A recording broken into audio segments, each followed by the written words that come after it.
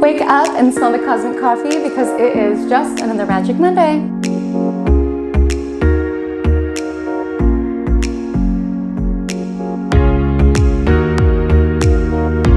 Welcome to your cosmic forecast for the week of January 3rd to January 9th. What energy is at foot in the cosmos and how you yourself can synchronize and lean into it to live your most magical life. My name is Comet. If it's your first time here, or even if it's not your first time here, hello, good morning. I'm here every single Monday morning, 2:30 a.m. PST, 5:30 a.m. EST, to guide you into the week ahead, giving you the cosmic lowdown. Someone commented once that they felt like I was their astro bestie, and I was like, that's like my goal and intention of doing these, is I literally want it to feel like we are chitty-chatting, grabbing coffee, talking about the week's astrology. So if you're interested in that, if you wanted to subscribe, like, comment, any of those little nudges just lets me know that you're finding value within this video. I'm open to any feedback if you want to leave that below. And let's chat about this week. Let's chat about this week. Okay, so welcome to 2022. Hello. So this week, we've got some flirty energy. We've got Venus, who's still retrograde, making some aspects, getting her flirt on while keeping her standards high. We've got Mercury sextile Chiron, which is really empowering our language. We do have some moon aspects that could be a little bit of bummer energies, but all in all, it's a productive, fertile week. We're fresh off of the Capricorn new moon from Sunday the 2nd. So when the moon is waxing, it is fertile for new beginnings. Keep in mind, Venus is still retrograde, so I wouldn't launch any projects that have romantic undertones, creative undertones, or financial undertones. But if there is something that you want out within the near future, this is a nice week to do it, and I'll make sure to highlight the various opportunity periods that is in the week. And I just do want to make a disclaimer that it is pouring here, and San Diego is not built for rain. We don't know what to do with rain. People are panicking out there. Drivers are panicking out there. So I apologize if it is loud, if you can hear any of that commotion. This is the last time I'll announce this, but I do have a 2022 NU recording from a webinar that I did, broke down the collective themes and then took it sign by sign, where there's opportunity in the cosmos, what to be super mindful of. It comes with a meditation and a workbook. So you can grab that within the link in my description, as well as in the pinned comment. Just $11 to get all in tune with the celestial influences. And without further ado, let's dive into the day-by-day breakdown. And there are timestamps below for all the different days if you want to jump ahead or come back to a certain day. And do note that when I mention a time, it is PST, because I am located on the West Coast in San Diego, where it is pouring rain and no one knows how to act. So let's talk about the vibe check of the week. So this is essentially, if all of these words that I'm telling you, you're like sextile, trine, what is happening? If that doesn't like ring a bell within your mind, this is essentially a real life scenario that I liken it to give you sort of a grasp of what this week feels like. This week feels like a work husband or a work wife. Now, I've never had one of these. Let me know in the comments if you've ever had a work husband or a work wife. It's just a concept my friends have had and have told me about. But essentially the premise is that it's someone at your workplace who you sort of like flirt with, or you're sort of like compatible with, and it can't be romantic because, you know, you guys work together and maybe there might be other people involved, but it's like good vibes at the workplace, and it makes you want to, you know, put a little more effort and maybe like speak up in meetings because you have this little bit of tension with someone where it will never really happen, right? But there is that tension and that flirtiness. And this week sort of feels like that because we have Venus is retrograde. And essentially, when a planet is retrograde, it's best for dealing with initiatives from the past rather than starting new ones. So I wouldn't recommend, you know, if you meet someone during Venus retrograde, running off into the sunset with them, because the energy of retrograde is around revising and reviewing. So there could be certain elements of that partnership you'll have to rework in some element. So with Venus retrograde, it's almost like love isn't working totally properly. We're having to review love, review the romance that is in our life, rework our connections and our partnerships. But Venus is flirting regardless. So it reminded me of a work husband situation, because it's one of those situations where it's doomed. It can't really go anywhere. You don't really want to date someone at the same workplace. There may or may not be other people involved, but it's just flirting for flirting's sake in the workplace. Okay, so you kind of have that idea. I hope to illustrate that concept more as we move through the week, but let's take it to day-by-day breakdown. So Monday the 3rd is kind of funny to me, but you know, astro humor. because the moon will be in Capricorn for the first part of the day. It enters Aquarius at 2:44 p.m. And we know that Capricorn is very hardworking, ambitious, productive energy, right? But the moon will be void from 8:21 a.m. onward, and the closing aspect is a conjunction to Pluto. So it almost feels like that energy where you're so overwhelmed by all of your obligations or responsibilities that you don't even know where to start. So if you're watching this on a Monday morning, you're still in bed, you're sort of off to like a slow start, there's really no rush to go and like handle all the things. A lot of people, this will be probably your first day back after maybe winter break. For some people at school, maybe, you know, work gave you some time off if you're at work.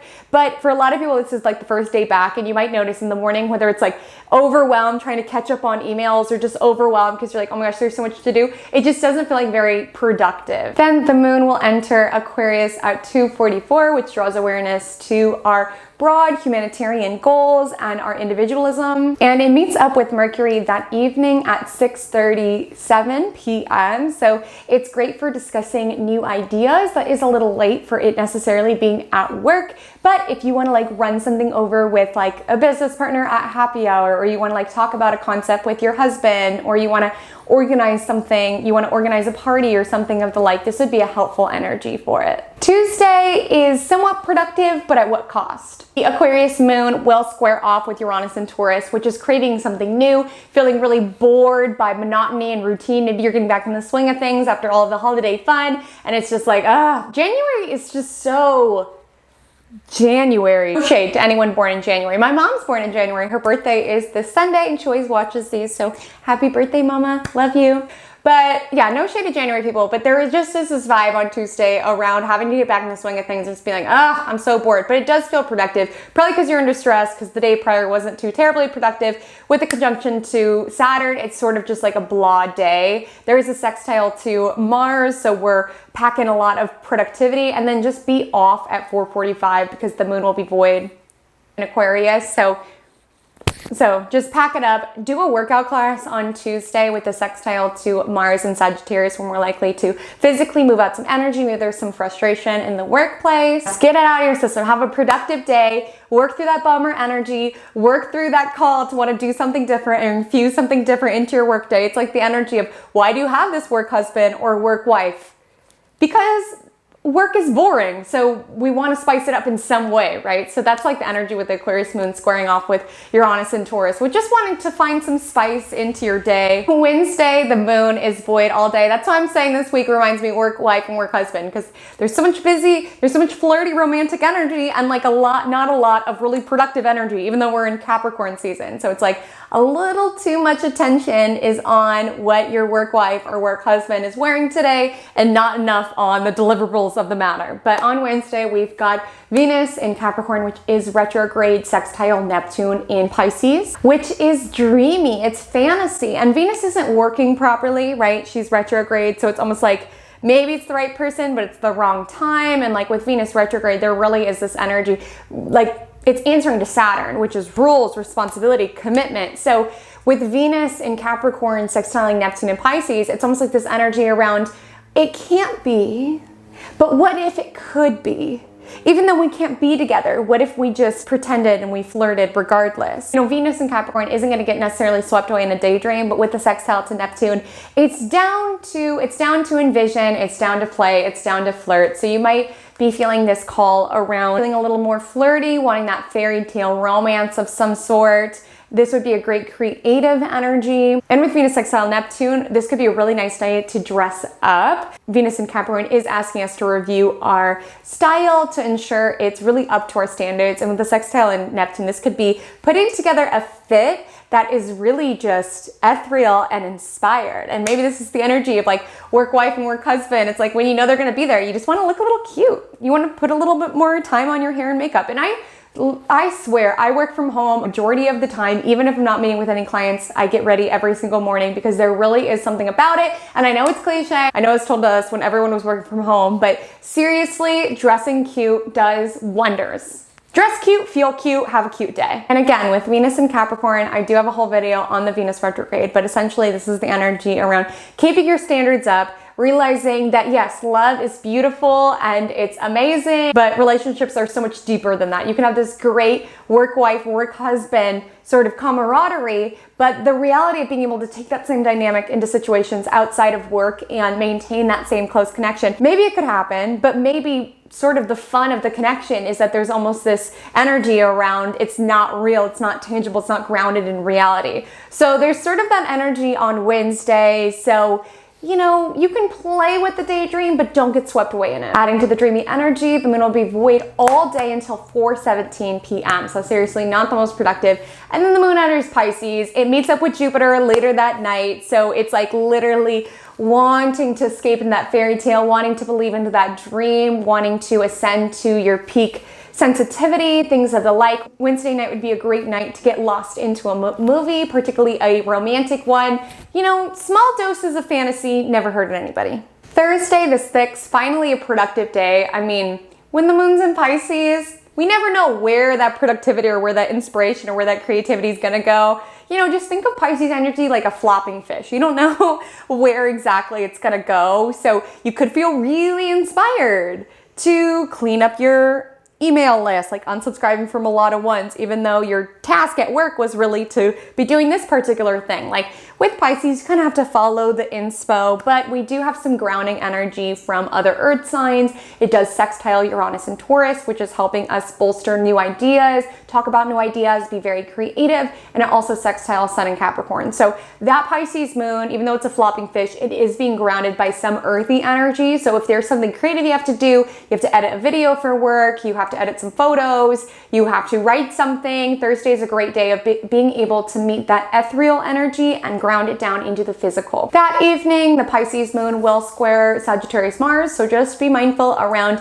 not picking a fight based on something that your imagination caught onto, because sometimes it might not necessarily be real. Like with Pisces moon, you know, we're a little bit more in touch with our intuition, we're a little bit more in touch with the ethers, but with the square Mars and Sagittarius, we're a little bit more testy, and the Pisces moon might be a little overly sensitive. You know, I don't think sensitivity is a bad thing. I literally used to think it was a bad thing when I was younger because I was called it so often. I would cry all of the time. But with the square to Mars, we could just be a little testy. Like, is the reason you got me an Arnold Palmer instead of a Coca-Cola because you don't love me anymore? What the heck? And it's like, your partner is like, no, I just literally thought you wanted Arnold Palmer. I'm so sorry. Friday would be my pick if the Venus retrograde has sort of uncovered or dug out some underlying tensions or frustrations or past arguments within your relationships, and you need to voice it to that person. Because with the Pisces moon meeting up with Neptune, Neptune dissolves boundaries. So again, we're feeling a little bit more open-hearted. It sextiles Venus and Capricorn. So it's being able to talk about those issues in a kind and compassionate way.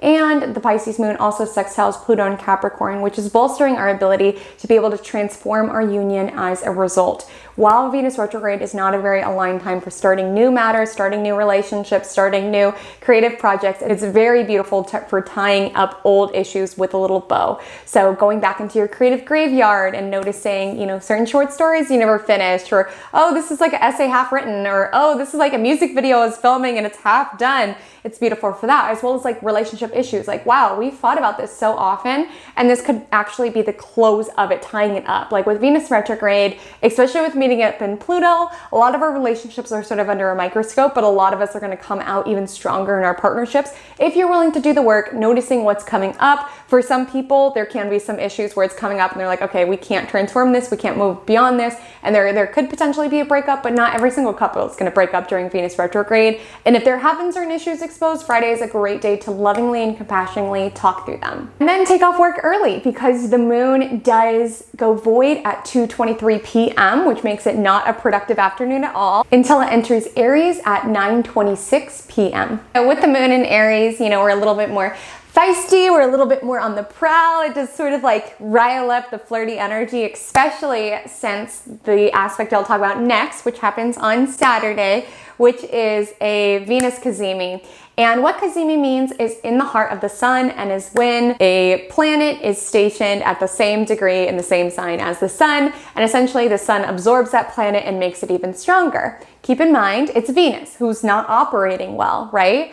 with the work wife or work husband. This romance is not meant to be. It's not destined. It's fun to play with. It's fun to poke around with, but it's not going to work, bringing it into the real world. And with all this Capricorn energy, we're very much concerned with the real world, real tangible results, real tangible success, really being able to build a solid foundation with someone. The thing about this energy is that with Sun conjunct Venus, we are feeling flirtier. Our standards are high. It just makes me laugh. Just work husband and work wife, just because that's so Venus and Capricorn. Like Venus, Capricorn is like about business, getting to the top of it. Venus is about love. So it's like maybe being so busy at work that that's the only flirting that you have in your life is someone at work, something of the nature. But with Sun conjunct Venus in Capricorn, there's this energy with Venus retrograde, you know, new romances. This isn't the most aligned time to put a ring on it or to make it official or anything of the like. But with the Sun, we can find that it's sort of like petting our ego, which I think is for a lot of people with their work wife and work husband sort of does for them, is just feeling hot and fly at work or something of the like. For individuals who have Sun Venus within their birth chart, they really like it when someone's all about them and pets their ego. You know, they're not interested with people who are dabbling into a lot of people, especially with the energy in Capricorn, which has very high standards. So this energy around wanting love and romance to sort of pet our ego. There's the energy of being on the prowl with the Aries moon. So Saturday is flirty. It would be a great time for a date, but again, a date that you don't really think is going to go anywhere. Like flirting, having fun, but it's not the most aligned time to start a relationship or start something real. It's like, that's why I think a lot of people like work husband and work wife, because it's like being able to have that flirty energy, but also knowing that it's safe because it's within the context of work. So it's like not meant to be necessarily. So I want you to sort of compartmentalize if you are dating and you go on a date on Saturday. And, you know, we know what to say. The Aries moon does sextile Mercury in Aquarius. So, you know, we're talking a good game. Aries moon is on the prowl. And with the sextile to Mercury, it's saying all the right words. Writers is another great energy as well. If you're feeling stressed out, Saturday morning is a great time to move some energy physically to calm your mind. And then Sunday the 9th, I would definitely do something active, as the Aries moon does trine Mars and Sagittarius. Get outside, move your body, go on a hike. The Aries moon does square Venus in Capricorn. So it's like the energy after the date where it's like, yeah, I don't know about that. I don't know. I kind of have more fun on my own. It was fun to flirt. It was fun to banter with you, but yeah, I'm gonna go do my own thing. We have the first quarter moon, so it's essentially the crisis moon phase from the Capricorn new moon last week, so there could be themes that emerge from that new moon. Sunday evening sort of intense as Mercury will sextile Chiron Aries, so there is a potential to really get in tune with our own inner voice, journal, getting clear on our inner monologue, talking to ourselves with love. And then we have the Aries moon squaring off with Pluto in Capricorn, so feeling things very intensely. So Sunday night, I would just schedule some self-love. I would schedule some journaling, some affirmations, ensuring that the words and the way and the method and the style of what you talk to yourself is as loving and as compassionate as you would talk to a best friend or a work wife or a work husband. It's probably built on friendship. I don't know. I've never had one. Let me know in the comments if you had, and let me know, would you be upset if your partner had a work wife or work husband, like someone they just flirted with at work, but it didn't really go anywhere else? Let me know in the comments. Friends, my Instagram handle is @HaleyCometAstrology. My TikTok is the same. I would love to connect with you over there. If you got any value out of this video, if you could just drop a like, comment below what you're looking forward to, and just happy birthday to my mama, who's born on Sunday the 9th, Capricorn Queen. She always watches these, so I love you so much. Thank you so much for your support, and I'm wishing you a beautiful day, and I'm wishing you all a beautiful week. Hey guys, Editing Haley here, popping in to let you know that I forgot to do a Magic Monday mantra of the week while filming, so just adding it a little later. So the mantra this week is, I build with my imagination.